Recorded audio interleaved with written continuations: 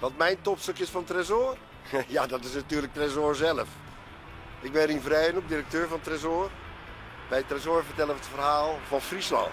Vroeger, nu en in de toekomst. Eertijds, youth en in de toekomst.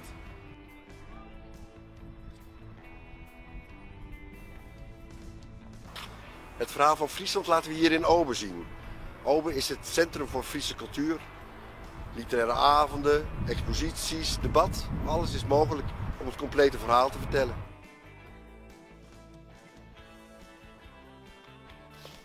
Dagelijks bezoeken vele mensen Tresor hier in deze studiezaal om onderzoek te doen in de Friese genealogie.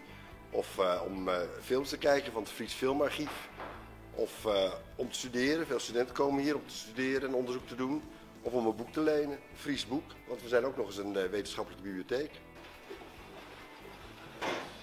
De vele kilometers aan archiefmateriaal, boeken, documenten, afbeeldingen, foto's vormen de basis van het verhaal van Friesland.